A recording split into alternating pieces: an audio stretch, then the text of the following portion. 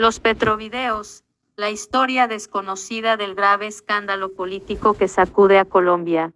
Semana destapa la mayor filtración de la política colombiana luego de los narcocasetes del 8000. La guerra sucia de la campaña de Petro quedó al descubierto. Se empeñaron en destruir a Fico, Fajardo y Alejandro Gaviria. ¿Hacen lo mismo hoy con Rodolfo Hernández? 11 de junio de 2022. Hacia las 5:30 de la tarde del pasado miércoles 8 de junio, una fuente anónima se contactó con algunos periodistas de Semana de manera simultánea. En su poder aseguró tener las pruebas en video de la estrategia de guerra sucia que puso en marcha la campaña presidencial de Gustavo Petro, usando mecanismos encriptados de comunicación alojados en servidores fuera de Colombia. La fuente remitió a esta revista horas y horas de video que se convirtieron en la mayor filtración de la política en el país, desde el escándalo de los narcocasetes que dieron origen al proceso 8000. La justificación de la fuente para contactar a este medio fue la siguiente: como militante de la Colombia humana, decido revelar una verdad frente a lo que ha pasado en estas elecciones. El límite moral debe caracterizarse por la necesidad de no degradar el debate, ni condicionar la honestidad y la identidad política. Por esto, considero que es el momento de dar a conocer mi desacuerdo con una campaña que ha demostrado a toda costa que definitivamente el fin sí justifica los medios para llegar al poder. Hoy, tal vez tarde, me doy cuenta de que se está hundiendo en el fango, con tal de quitar del camino a sus contrincantes, sin importarles sus familias, su carrera política y hasta su dignidad y honra. La comunicación agregó: quiero con esto iniciar un camino que direccione a Colombia hacia un verdadero cambio, con el que pueda dejar atrás las campañas de odio y miedo, y que comencemos a avanzar hacia una patria en la que todos hagamos parte de un pacto por la paz, la igualdad y la justicia social. De inmediato, con el material recibido, la redacción de Semana comenzó una maratónica jornada para procesar cada minuto de video. Por tratarse de una información de interés nacional, la decisión fue publicar el contenido ante el compromiso de esta casa periodística con los lectores, la democracia y todos los colombianos. Lo que los periodistas encontraron fue demoledor. Se trataba de largas sesiones de los comités de estrategia política, digital y de comunicaciones de Petro, en las que se trazaron todos los planes, que, comparados con lo que ha sucedido en los últimos meses, coinciden perfectamente. En varias de esas reuniones participó el candidato presidencial, su esposa, Verónica Alcocer, y algunos alfiles de confianza como Roy Barreras, Alfonso Prada, Eduardo Noriega, Catalina Velasco, Clara López, Armando Benedetti, Luis Fernando Velasco, Temístocles Ortega, Roosevelt Rodríguez y Eduardo Ávila. Conectados vía Zoom, en algunos de esos encuentros participaron igualmente 3 asesores extranjeros. El publicista ecuatoriano Vinicio Alvarado, quien trabajó con Cristina Fernández de Kirchner en Argentina y fue asesor de Rafael Correa en Ecuador. Alvarado terminó condenado por corrupción junto al expresidente y está prófugo. Asimismo, el catalán Xavier Vendrell, quien fue militante del grupo terrorista Terra y Jure en España. Esa organización es señalada de cometer unos 200 atentados en ese país. El otro asesor internacional que se ve en algunas de las grabaciones es el psicólogo uruguayo Daniel Esquivel, fundador de Maquiavelo y Freud, un reconocido blog de psicología política. Lo primero que revelan los videos es que, como lo anunciaba la fuente anónima, la primera y más macabra estrategia consistió en aniquilar política y moralmente a los contrincantes más fuertes de Petro para que llegaran muy débiles a la primera vuelta el 29 de mayo, o que incluso se quedaran en el camino y no pudieran participar en la contienda. Contra Federico Gutiérrez el plan fue aterrador. Sebastián Guanumen, asesor de comunicaciones de Petro, en una reunión con el equipo digital, dio la siguiente instrucción de desprestigio: en el tema de mujeres, hay que ver cosas como: ¿usted confiaría en alguien como Fico? Ponerle la cara así como depravado, no sé. ¿Le confiaría a usted sus hijos a un presidente como Fico? ¿Dejaría usted a su mamá o papá con los aliados de Fico? Empezar a jugar con temas emocionales para quitarles audiencia. Justo antes de la primera vuelta, en las cuentas de Twitter de algunos integrantes del pacto histórico, de manera precisa, se empezó a reflejar esa estrategia de guerra sucia. Muchos se preguntaban, justamente, si las personas podían confiar dejándoles sus hijos al cuidado de un presidente como Federico Gutiérrez. Guanumen, por lo que dice en los videos, comanda una auténtica bodega que actúa como una máquina de destrucción del buen nombre y la honra de quienes contradicen a Petro. Este asesor acepta que él y su equipo cumplen una doble función: difundir información por canales oficiales de integrantes del pacto histórico y mediante cuentas paralelas diseñadas específicamente para el desprestigio y el acoso. Guanumen también revela la táctica para vincular falsamente al candidato del equipo por Colombia con el narcotráfico.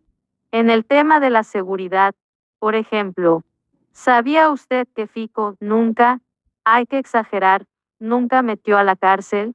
¿Sabía que defendía a la oficina de Envigado? ¿Cómo que la gente que salga a la calle ya la roben? Piense, hijo de puta, esto es Fico.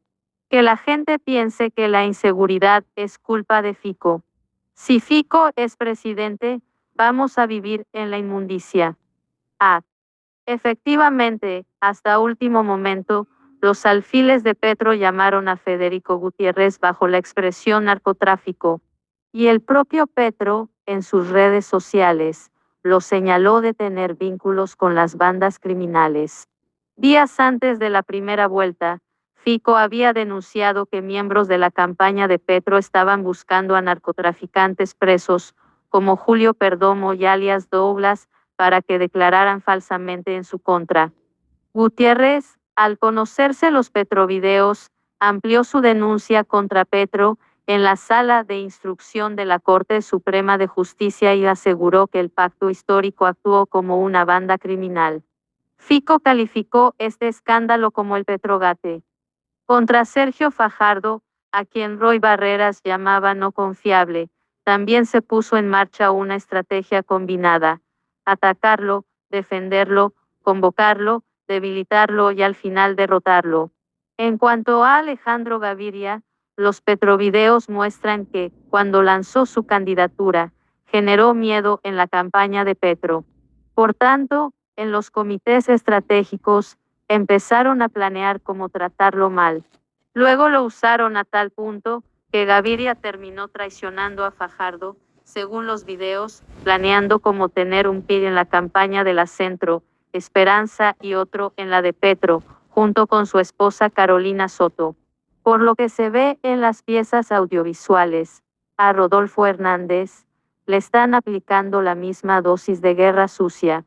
Antes se notaba la simpatía de Petro con Hernández, pero tan pronto el ingeniero pasó a la segunda vuelta, con cerca de 6 millones de votos, el pacto histórico empezó a fustigarlo en redes y a llamarlo fascista, uribista y corrupto. Pero tal vez lo más grave ha sido la persecución que le han montado con el secuestro y posterior desaparición de su hija, Juliana, todo esto producto de la máquina de difamación al servicio de las aspiraciones presidenciales de Petro. Tras las primeras publicaciones de los petrovideos, Petro permaneció en silencio por 12 horas. Luego apareció en sus redes sociales hablando de una supuesta infiltración a su campaña y de chuzadas. Esa teoría se le vino al piso cuando Semana reveló un fragmento de video que se convirtió en la prueba de cómo los comités estratégicos, en los que se hacían los planes para atacar a contrincantes, manejar las crisis y demás, se hacían frente a las cámaras. Incluso, en ese aparte, divulgado, los protagonistas, entre ellos Roy Barreras y una asesora de Alfonso Prada, bromean y dicen que están transmitiendo en la web. La fuente anónima que contactó a Semana y cuya identidad se desconoce por completo, se mostró como una persona desilusionada al ver lo que estaba ocurriendo con la guerra sucia. Durante largas horas de video, queda claro que a Petro le mortifican las acusaciones de que podría ser un presidente expropiador. También se discuten en los comités las comparaciones con Hugo Chávez y a la posibilidad de tenerse que convertir en un Petro domesticado. En varias de las reuniones participó el candidato presidencial y su esposa, Verónica Alcocer, también Roy Barreras, quien, por sus declaraciones y planes, fue uno de los protagonistas de los Petrovideos. La Paloma de la Paz de Juan Manuel Santos, paradójicamente, genera controversia en la campaña. Petro, que dice ser un defensor de los acuerdos de paz con las FARC, pidió poner el logo de la paloma en otro lado para no generar confusión. Roy Barreras, por su parte, se le plantó y él le dijo que la seguiría usando. En los Petrovideos quedan en evidencia otros episodios graves como la visita a la cárcel, la picota por parte de Juan Fernando, el hermano de Petro. Barreras lo llama huevón y propone ante los otros estrategas que pida perdón.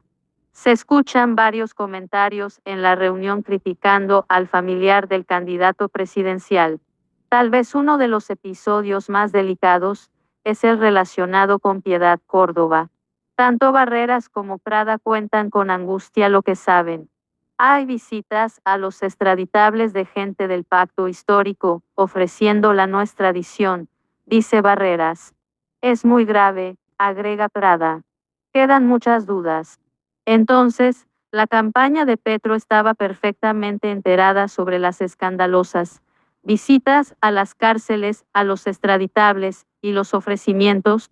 ¿Este episodio podría tener alguna consecuencia legal? En las conversaciones, en el mes de abril, aseguran que existen todas las pruebas de las visitas, de lo que se habló con los extraditables, de las horas en que ocurrieron las reuniones y que toda la información estaba en manos del candidato Petro.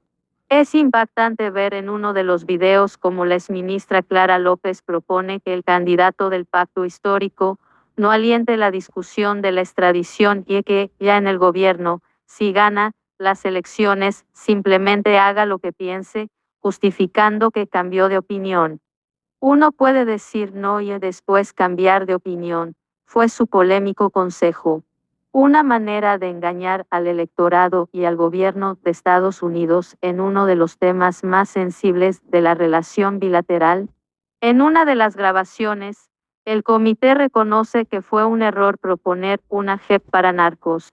Barreras también recomendó en el comité estratégico que el candidato no hablara de temas complejos y que causaran división, entre ellos, el tema de no extraditar a los narcos. Como quien dice, vestir de oveja al lobo para ganar las elecciones. Si hay algo que se puede percibir en los Petrovideos, es la preocupación en el equipo por la distancia entre el gobierno de Estados Unidos y Petro.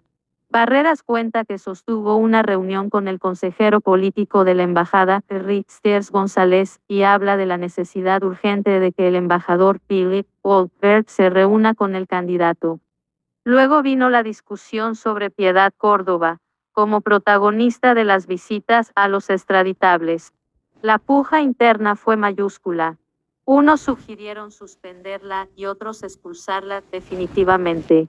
En la discusión, uno de los pronunciamientos más fuertes fue hecho por Luis Fernando Velasco. Yo pediría que la decisión fuera más fuerte, dijo. El senador, por ejemplo, sostuvo que si no se actuaba con contundencia, el mensaje que se enviaría a la opinión pública era, quédese con la curul del pacto histórico y siga haciendo barbaridades. Esas son las cagadas que se hacen por escoger mal. Finalmente, el 20 de abril, Petro anunció la suspensión de Piedad Córdoba en todas las actividades de su campaña. Una prueba más de que lo que se planeaba, se ejecutaba al pie de la letra. La participación en los comités estratégicos de Verónica Alcocer, esposa de Petro, es relevante. Generalmente expresa sus molestias a tal punto que, en una oportunidad, regañó a su esposo, llamándolo terco, testarudo e izquierdoso. Se ve que sus opiniones son decisivas en el andamiaje de la campaña. La publicación de los petrovideos desató una guerra interna en el pacto histórico. Fuentes de entera credibilidad le contaron a Semana que empezaron las recriminaciones y a las pesquisas para tratar de llegar a la fuente. De hecho, quien le entregó la información a Semana se volvió a comunicar 24 horas después y aseguró: todo ha sido una tormenta.